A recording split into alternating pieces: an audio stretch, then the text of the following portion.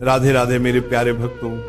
बेटा सुनो, आज मैं तुम्हें अंतिम नवरात्रि का रहस्य बताने जा रहा हूं। नवरात्रि के पूरे 9 दिन मां की साधना, भक्ति और उपासना में बीतते हैं, लेकिन जो 9वां और अंतिम दिन होता है, उस दिन किया गया हर काम लाख गुना फल देता है। क्योंकि ये दिन केवल उपवास का नहीं है, ये दिन है मां को अपने जीवन में आमंत्रित करने का।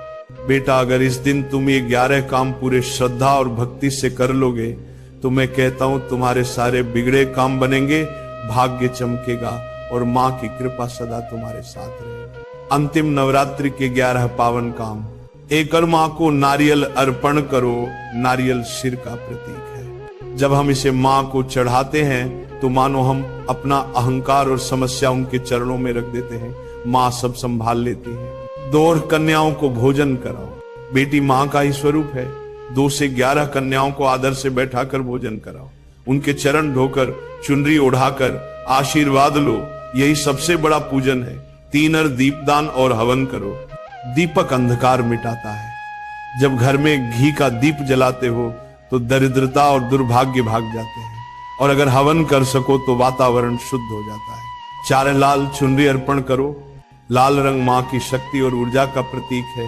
अंतिम दिन चुनरी चढ़ाने से मां की कृपा कभी कम नहीं होती। 5 गरीबों और जरूरतमंदों को दान दो। बेटा, मां वहां सबसे पहले आती है जहां करुणा और दया होती है। दान करने से मां का आशीर्वाद तुरंत मिलता है। 6 दुर्गा सप्तशती या 108 नामों का जप करो। भक्ति का बीज तब फलता है जब नाम स्मरण होता है। मां के 108 नामों का जप करोगे तो हर नाम तुम्हारे जीवन की एक गांठ खोल देगा। 7 घर के द्वार पर दीप जलाओ। रात पर दीप जलाओ। रात को घर के दरवाजे पर दीपक जलाकर रखो। इससे मां लक्ष्मी तुम्हारे घर का रास्ता ढूंढ लेती है। 8 अपने माता पिता और बुजुर्गों का आशीर्वाद लो। याद रखना बेटा, मां का आशीर्वाद तो मिलेगा ही, परंतु घर के माता पिता का आशीर्वाद लिया तो दोनों लोग संवर जाएंगे। 9 मीठा भोग अर्पण करो।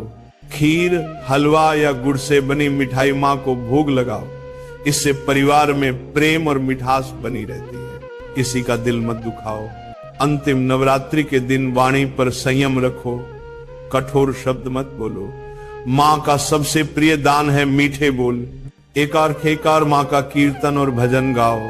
बेटा, जब घर में मां का नाम गूंजेगा तब वहां से अशुभ शक्तियां हमेशा के लिए भाग जाएंगी। अब ध्यान से सुनो, अगर इन 11 कार्यों को प्रेम और विश्वास से कर लिया तो समझ लो मां खुद तुम्हारे जीवन की बागडोर संभाल लेंगे। जहां आज रुकावट है वहां से राह निकलेगी। जहां आज अंधकार है वहां दीपक जल उठेगा।